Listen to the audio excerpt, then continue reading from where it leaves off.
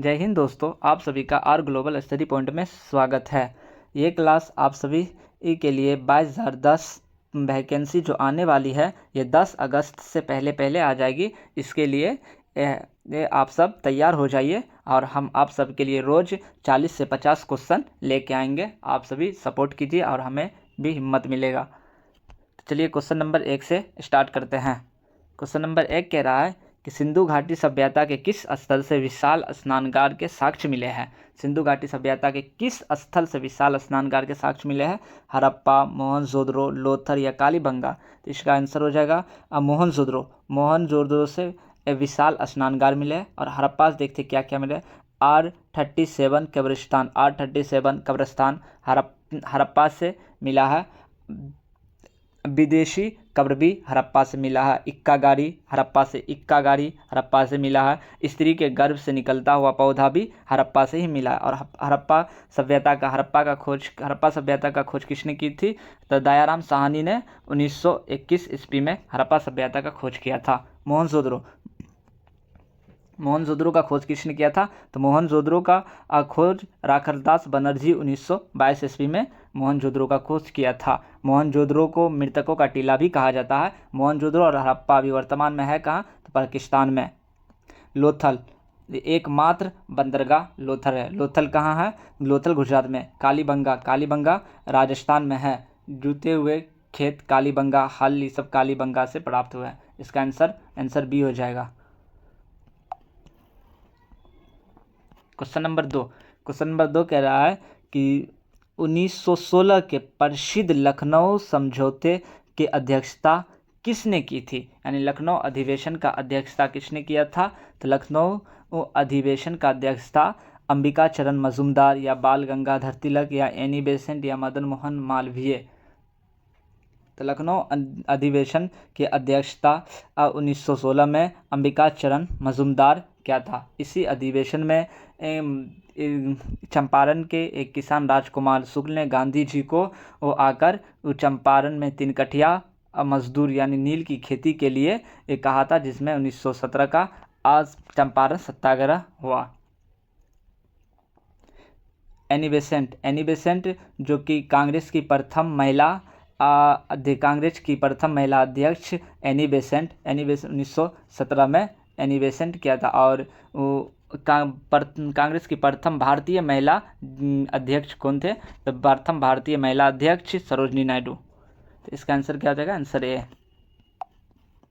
Question number 3, किस मौर्य शासक को यूनानी लेखकों द्वारा अमित्रघात यानी शत्रुओं को नाश करने वाला, अमित्रघात का मतलब क्या हुआ? शत्रुओं को नाश करने वाला कहा जाता है? तो चंद्रगुप्त मौर्य, बिंदुसार या अशोक या दशरथमय। बिंदुसार। इसका आंसर क्या होता है? बिंदुसार किसका पुत्र था? तो चंद्रगुप्त मौर्य का।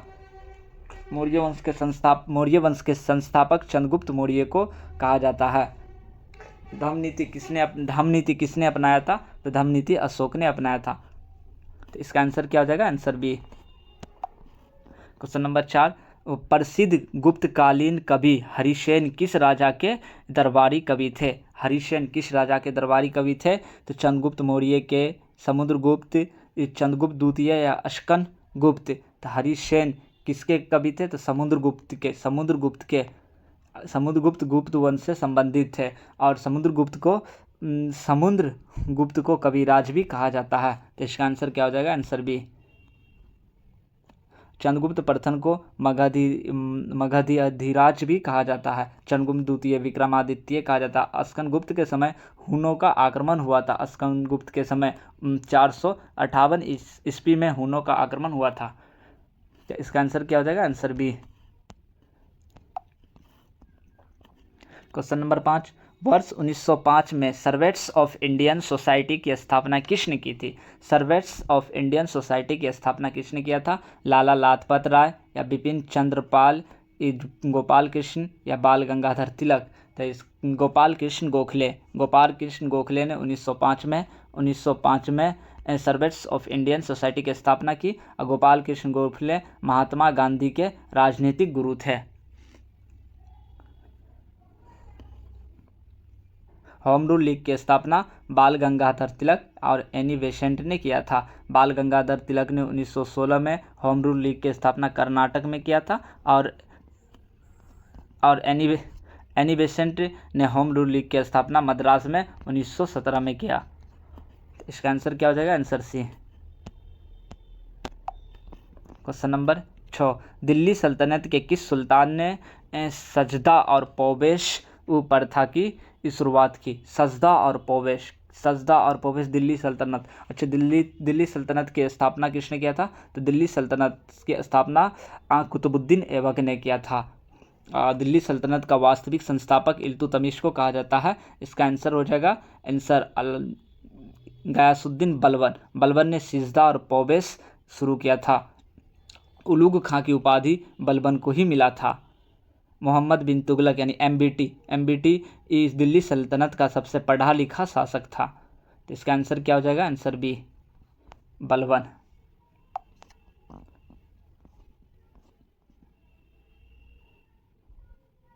क्वेश्चन नंबर 7, वर्ष 1928 में बारदोली सत्याग्रह का नेतृत्व किसने किया था? बारदोली सत्याग्रह महात्मा गांधी, सरदार वल्लभ भाई पटेल, जवाहरलाल नेहरू, आचार्य कृपलानी। तो 1928 में बारदोली कहाँ है? तो बारदोली गुजरात में है। बारदोली गुजरात में है। और बारदोली सत्याग्रह का नेतृत्व सरदार वल्लभ भाई पटेल ने किया था। और सरदार वल्लभ भाई पटेल को सरदार की उपाधि वहाँ बारदोली के महिलाएं ने 1928 में ही दिया था। तो इसका आंसर क्या हो जाएगा? Answer B. किस गवर्नर जनरल के कार्यकाल के दौरान भारत में 1853 में पहली रेलवे लाइन शुरू की गई थी? तो रेलवे लाइन किसके समय किया गया था? तो 1853 में भारत में पहली रेलवे लाइन कहाँ से कहाँ? मुंबई से थाने के बीच चालू किया गया था। 34 किलोमीटर। कितना किलोमीटर? तो 34 किलोमीटर चालू किया गया था। और डलहौजी के समय लॉर्ड डलहौजी के समय किया गया था। लॉर्ड कैनिंग बंगाल विभाजन कैनिंग के समय हुआ था। और लॉर्ड कर्जन 1857 की क्रांति लॉर्ड कर्जन के समय हुआ था। 1857 की क्रांति लॉर्ड कर्जन के समय होता। विलियम बेटिंग भारत के प्रथम गवर्नर जनरल विलियम बेटिंग को कहा जाता है। तो इसका आंसर क्या हो जाएगा? Answer B, Dalhousie. Lord Dalhousie के समय ही डाक टिकट का शुरू किया गया था। डलहौजी के समय ही बिजली का तार बिछाया गया था। तो इसका आंसर बी हो जाएगा। भारत की मुख्य भूमि का सबसे दक्षिणी बिंदु कौन सा है? भारत के मुख्य भूमि यहाँ पॉइंट देख लीजिए, क्या कह रहा है? मुख्य भूमि। अगर मुख्य भूमि नहीं है, जैसे रह देता है यहाँ पे, मुख्य भूमि को हम हटा देते हैं। अब कहता है भारत का सबसे दक्षिणतम बिंदु क्या है? तब सबसे दक्षिणतम बिंदु इंदिरा पॉइंट हो जाएगा, जिसे पिगमिलियन पॉइंट भी कहा जाता है। अगर हम फिर इसको दक्षिणतम भारत की मुख्य भूमि का दक्षिणतम बिंदु अगर कह दे, यहाँ पे दक्षिणतम बिंदु, तो फिर हो जाएगा कैप कोमरीन यानी कन्याकुमारी। भारत के मुख्य भूमि का सबसे दक्षिणतम बिंदु है यह, भारत का सबसे दक्षिणतम बिंदु। अब भारत का सबसे उत्तरी बिंदु इंदिरा कॉल हो गया। किबुथी भारत का सबसे पूर्वी बिंदु कुबिथु जो कि अरुणाचल प्रदेश में है। और भारत का सबसे पश्चिमी बिंदु गोहार मोती कहाँ है? गुजरात में, गुजरात के सरकरी जिला में। इसका आंसर हो जाएगा आंसर बी। निम्नलिखित में से कौन सी नदी पश्चिम की ओर बहती है और अरब सागर में गिरती है? निम्नलिखित में से कौन सी नदी पश्चिम की ओर बहती है और अरब सागर में गिरती है? गोदावरी, कृष्णा, कावेरी, नर्मदा या महानदी? तो इसका आंसर क्या हो जाएगा? नर्मदा नदी पश्चिम की ओर जो कि गुजरात में बहती है और अरब सागर में गिराती है। ये सब नदी बंगाल के खाड़ी में गिरता है और ये सब डेल्टा का निर्माण करते हैं और ये नर्मदा नदी एस्चुरी का निर्माण करते हैं। इसका आंसर सी हो जाएगा। अगर आप सबको क्लास अच्छा लगे तो लाइक, शेयर और सब्सक्राइब कर दीजिएगा ताकि हमें भी हौसला मिले। विश्व की सबसे प्राचीन वलीत पर्वत श्रृंखला कौन सी है? हिमालय, एंडीज, अरावली या आल्प्स। तो हिमालय विश्व की सबसे नवीन वलित, हिमालय को नवीन वलित पर्वत भी कहा जाता है हिमालय को। अरावली विश्व की सबसे पुरानी पर्वत है अरावली, जो कि वर्तमान राजस्थान में है। तो इसका आंसर सी हो जाएगा। भारत का एकमात्र सक्रिय ज्वालामुखी बेरन द्वीप कहाँ स्थित है? तो अंडमान निकोबार में। इसका अंडमान निकोबार में भारत के एकमात्र सक्रिय ज्वालामुखी बेरन द्वीप है। तो इसका आंसर क्या? Answer B.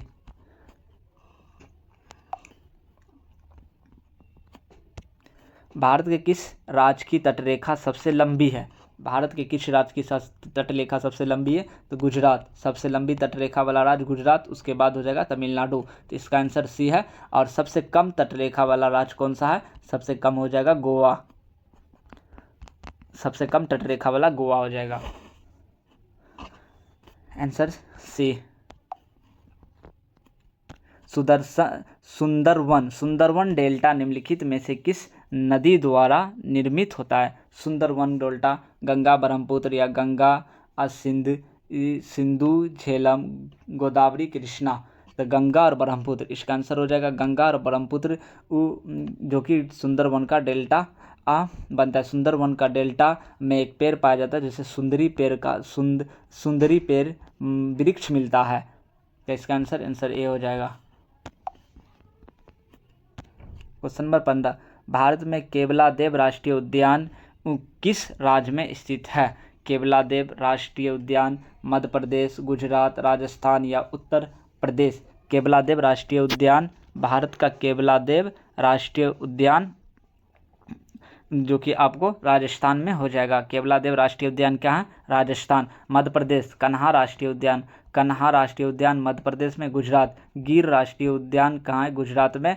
उत्तर प्रदेश नरोड़ा किस लिए प्रसिद्ध है? तेल रिफाइनिंग के लिए, जो कि इस बार पूछा हुआ बिहार पुलिस मद्य निषेध में पूछा हुआ क्वेश्चन है नरोड़ा। तो इसका आंसर क्या हो जाएगा? Answer C. कौन सा जल मरुद मध्य भारत और श्रीलंका को अलग करता है? भारत और श्रीलंका को कौन सा अलग करता है? मलक्का, पाक जल संधि, बेरिंग या जिब्राल्टर जल संधि। अच्छा, मलक्का जल संधि अंडमान को दक्षिणी चीन सागर से मलक्का जल संधि अलग करता है। पाक जल संधि भारत और श्रीलंका को पाक जल संधि अलग करता है। और बेरिंग जल संधि में अंतर्राष्ट्रीय तिथि रेखा कहाँ है? बेरिंग जल संधि में। जिब्राल्टर जल संधि भूमध्य सागर को अटलांटिक महासागर से अलग जोड़ता है। भूमध्य सागर को अटलांटिक महासागर से जोड़ता है। तो इसका आंसर क्या हो जाएगा? आंसर बी, पाक जल संधि। ये सभी आप सब याद कर लीजिएगा। इसका आंसर बी। भारतीय संविधान का कौन सा आर्टिकल अस्पृश्यता का उन्मूलन मतलब छुआछूत का सुनिश्चित यानी अंत करता है, छुआछूत को सुनिश्चित करता है?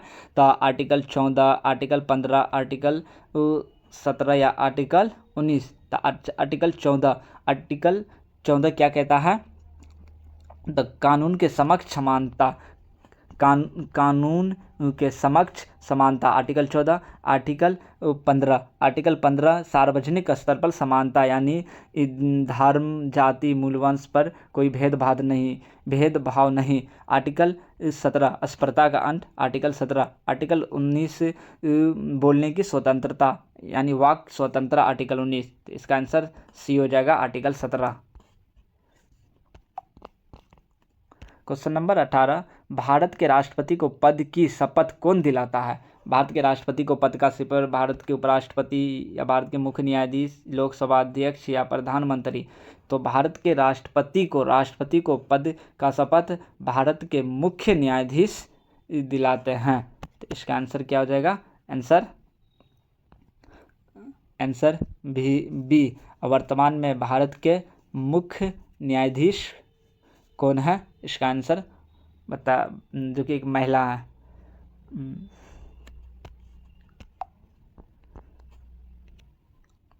भारतीय संविधान में मौलिक कर्तव्यों को किस देश के संविधान से लिया गया है? मौलिक कर्तव्य। अच्छा, मौलिक कर्तव्य कब जोड़ा गया है? तो तो मौलिक कर्तव्य 42वें संविधान संशोधन 1976 द्वारा जोड़ा गया है, जो कि स्वर्ण सिंह समिति पर जोड़ा गया है। मौलिक कर्तव्य की संख्या कितना है? मौलिक कर्तव्य की संख्या 11 है। पहले मौलिक कर्तव्य जब जोड़ा गया था तब मौलिक कर्तव्य की संख्या 10 था, और उसके बाद 86वां संविधान संशोधन में 6 वर्ष से 14 वर्ष के बच्चों के लिए शिक्षा का अधिकार, और जो कि मौलिक कर्तव्य 11वां मौलिक कर्तव्य जोड़ा गया। वर्तमान में 11 मौलिक कर्तव्य है, और इसे रूस के संविधान USSR जिसे कहा जाता है सोवियत संघ से लिया गया था। अमेरिका से मौलिक अधिकार लिया गया था। ऑस्ट्रेलिया, तो इसका आंसर क्या हो जाएगा? Answer B. किस संविधान संशोधन अधिनियम को मिनी संविधान कहा जाता है? तो मिनी संविधान किसे कहा जाता है? तो इसे 42वां संविधान संशोधन को मिनी संविधान कहा जाता है।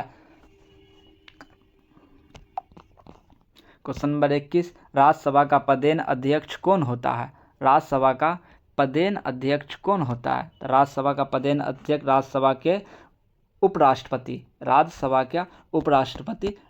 का पदेन अध्यक्ष होता है। अच्छे कार्य लोकसभा का कार्यपालिका यानी राष्ट्रपति, और वास्तविक कार्यपालिका के नाम मात्र का कार्यपालिका किसे कहते हैं? राष्ट्रपति को। वास्तविक किसे कहते हैं? प्रधानमंत्री को। तो इसका आंसर बी हो जाएगा। नीति आयोग के अध्यक्ष कौन है? नीति आयोग के अध्यक्ष कौन होते हैं? अच्छा, नीति आयोग किसके जगह आया था? तो योजना आयोग के जगह पे नीति आयोग लाया गया था। नीति आयोग कब लाया गया? 1 जनवरी 2015 को नीति आयोग लाया गया। योजना आयोग को 2014 में भंग कर दिया था। तो इसका अध्यक्ष प्रधानमंत्री होता है।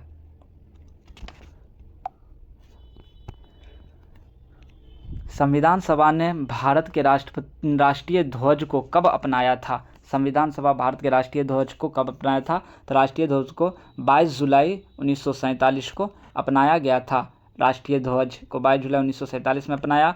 15 अगस्त 1947 को देश आज़ाद हुआ, भारत आज़ाद हुआ। 26 जनवरी 1950 को पूर्ण रूप से हमारा संविधान लागू हुआ, और 24 जनवरी 1950 को संविधान की अंतिम बैठक, भारतीय संविधान की अंतिम बैठक 24 जनवरी 1950 को हुआ था। तो इसका आंसर ए हो जाएगा। भारतीय संविधान के किस भाग में राज्य के नीति निर्देशक तत्व का उल्लेख है? यानी DPSP है। भारतीय संविधान के किस में DPSP का उल्लेख है? तो भाग 2। अच्छा, भाग 2 क्या कहता है? तो भाग 2 में नागरिकता कितना है? आर्टिकल 5 से 9 तक नागरिकता है। भाग 3 में मौलिक अधिकार कितना है? 12 से 35 मौलिक अधिकार। भाग 4 में क्या है? DPSP 36 से 51 DPSP हो गया भाग 4। भाग 5 में होगी भाग 5 क्या कहता है? संघीय कार्यपालिका। भाग क्या है? संघीय कार्यपालिका। भाग 5 है 52 से 151 तक भाग 5 में है। तो इसका आंसर सी हो जाएगा। क्वेश्चन नंबर 25, भारत में वस्तु एवं सेवा कर किस वर्ष लागू हुआ था? वस्तु एवं सेवा कर जिसे GST कहते हैं, GST कब लागू हुआ था? तो 1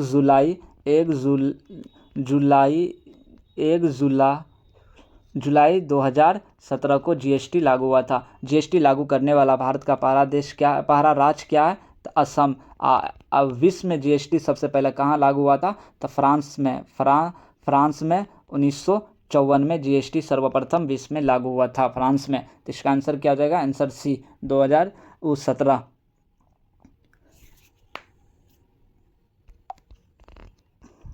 क्वेश्चन नंबर 26 में भारत में मौद्रिक नीति किसके द्वारा तैयार और नियंत्रित किया जाता है? मौद्रिक नीति वित्त मंत्रालय द्वारा या RBI, सेबी या नीति आयोग। तो मौद्रिक नीति कौन अपनाता है? तो RBI। मौद्रिक नीति वित्त मंत्रालय, राजकोषीय नीति वित्त मंत्रालय के द्वारा कोषीय नीति वित्त मंत्रालय अपनाता है और नियंत्रित करता है। मौद्रिक नीति RBI नियंत्रित करता है। तो इसका आंसर बी हो जाएगा। प्लांट इकोनॉमी फॉर इंडिया पुस्तक के लेखक कौन है? प्लांट इकोनॉमी फॉर इंडिया पुस्तक के लेखक कौन है? तो एम विश्वेश्वरैया। आप प्लांट इकोनॉमी फॉर पुस्तक के लेखक कौन है? Dadabhai Naoroji. Poverty of India, poverty of un British rule के लेखक है दादा भाई नौरोजी। और सर्वप्रथम राष्ट्रीय आय का आकलन ही दादा भाई नौरोजी ने किया था। Discovery of India Jawaharlal Nehru. तो इसका आंसर क्या हो जाएगा? आंसर है किस पंचवर्षीय योजना के दौरान भारत में हरित क्रांति की शुरू हुई थी?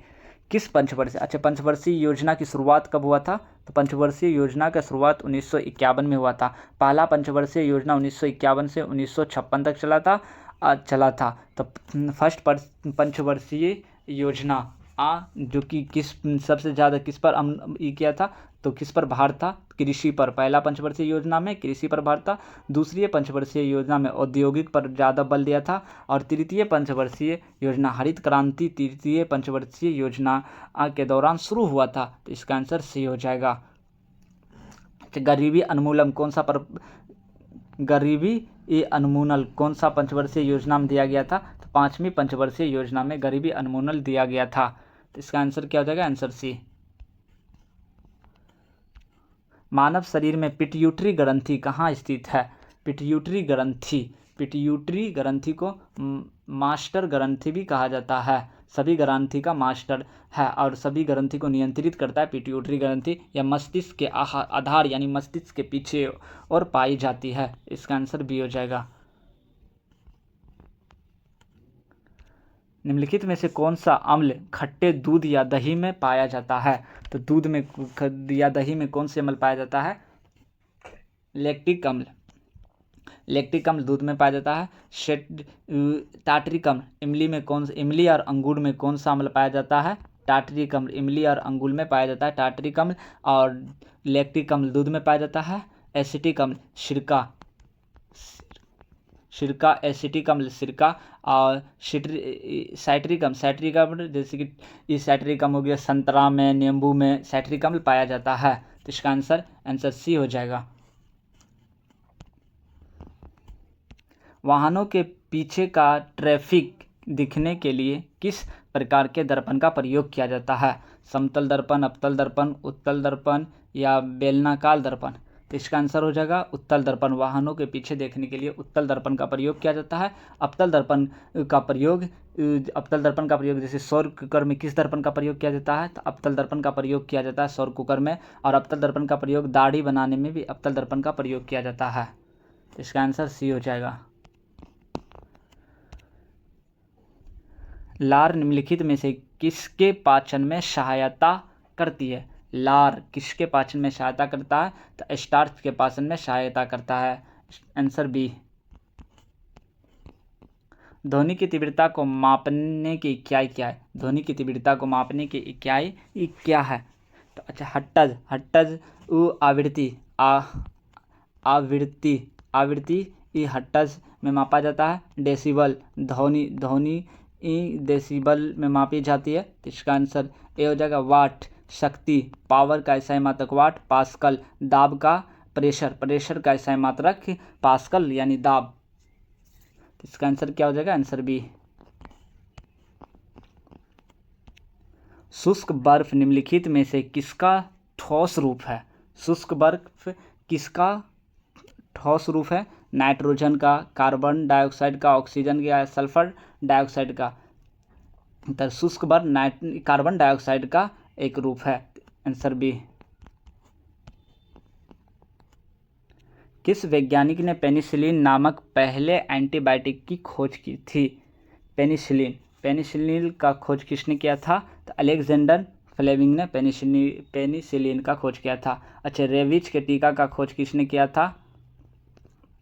रेबीज के टीका का खोज लुई पास्चर। अलेक्जेंडर चेचक के टीका का खोज अलेक्जेंडर फ्लेमिंग ने किया था। तो इसका आंसर क्या हो जाएगा? Answer B. सौर ऊर्जा को विद्युत ऊर्जा में बदलने के लिए किस तत्व का प्रयोग किया जाता है? सौर ऊर्जा को विद्युत ऊर्जा में किस तत्व का प्रयोग किया जाता है? इसका कहने का मतलब है कि सोलर प्लेट में किस तत्व का प्रयोग किया जाता है। तो सोलर प्लेट में तो सिलिकॉन या जर्मेनियम का प्रयोग किया जाता है, तो इसका आंसर सिलिकॉन हो जाता है। अच्छा, किसे किरोसिन तेल में डुबा कर रखा जाता है? सोडियम को। सोडियम को आसानी से चाकू से काटा जाता है। एल्यूमिनियम का अयस्क क्या है? बॉक्साइड एल्यूमिनियम का अयस्क हो गया। कार्बन के कितने अपरूप है? तो कार्बन के 4 अपरूप है। ग्रेफाइट, हीरा, फ्लोरीन, 4 नहीं 3 अपरूप है। ओजोन परत वायुमंडल की किस परत में पाई जाती है? तो ओजोन परत क्षोभ मंडल, समताप मंडल, मध्य मंडल या आयन मंडल। तो ओजोन परत समताप मंडल में पाया जाता है। ओजोन परत ओजोन समताप मंडल में एक पट्टी पाई जाती है जिसे ओजोन मंडल कहते हैं, जो कि ओजोन मंडल या ओजोन परत समताप मंडल में ही पाया जाता है। क्षोभ मंडल में सभी मौसमी घटनाएं क्षोभ मंडल में ही होता है। बारिश, हवा, आंधी, तूफान, ये सब क्षोभ मंडल में होता है और सबसे निचला परत क्षोभ मंडल ही है।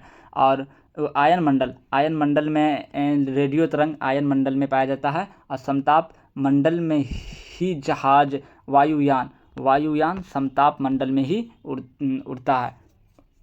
तो इसका आंसर बी हो जाएगा।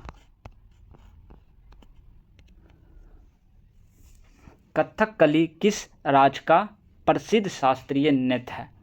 कथकली। अच्छा, भारत में वर्तमान में कितने शास्त्रीय नृत्य है? तो वर्तमान में 8 शास्त्रीय नृत्य है। और कथकली हो जाएगा केरल का कथकली शास्त्रीय नृत्य है। और केरल के बाद तमिलनाडु का शास्त्रीय नृत्य कौन है? तो तमिलनाडु का शास्त्रीय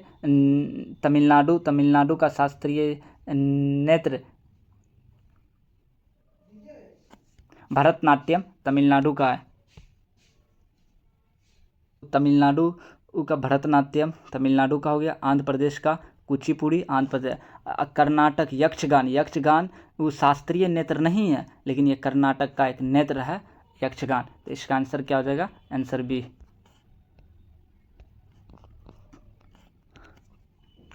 अंतर्राष्ट्रीय न्यायालय का मुख्यालय कहाँ स्थित है? अंतर्राष्ट्रीय न्यायालय का मुख्यालय नीदरलैंड के द हेग नामक शहर में अंतर्राष्ट्रीय न्यायालय का मुख्यालय स्थित है। तो इसका आंसर हो जाएगा आंसर सी, द हेग का नीदरलैंड। अच्छा, न्यूयॉर्क यूएनओ का मुख्यालय न्यूयॉर्क हो जाएगा। और जेनेवा WHO ये सब का मुख्यालय जेनेवा में हो जाएगा। आंसर क्या होगा? अंतर्राष्ट्रीय न्यायालय की स्थापना कब हुआ था? अंतर्राष्ट्रीय न्यायालय की स्थापना 1945 में किया गया था। तो इसका आंसर सी। आज का लास्ट क्वेश्चन है और यहीं से क्वेश्चन ख़त्म करते हैं। आप सभी को अगर क्लास अच्छा लगे तो आप सभी लाइक, शेयर, सब्सक्राइब कर दीजिएगा और इसका आंसर आप सभी दीजिएगा। क्वेश्चन नंबर 40 का आंसर आप सभी कमेंट कर दीजिएगा, जो कि कमेंट में हम आप सभी का आंसर देख के और जो पहले कमेंट कीजिएगा उसका हम नेक्स्ट क्लास में नाम लेंगे। और एक चीज़ और बता देते इसी में, रेमन मैग्सेसे पुरस्कार किस क्षेत्र में दिया जाता है? इसका भी आंसर दे दीजिएगा। और सबसे पहले किसे मिला था रेमन मैग्सेसे पुरस्कार? इसका भी आंसर दीजिएगा और इसका आंसर आप सब पे हम छोड़ देते हैं। मिलते हैं नेक्स्ट क्लास में कल। वो आप सभी के लिए अच्छे क्वेश्चन और ये क्वेश्चन हम कल बता देंगे और कमेंट में आप सभी ये क्वेश्चन कमेंट कर दीजिएगा। मिलते हैं नेक्स्ट क्लास में। जय हिंद।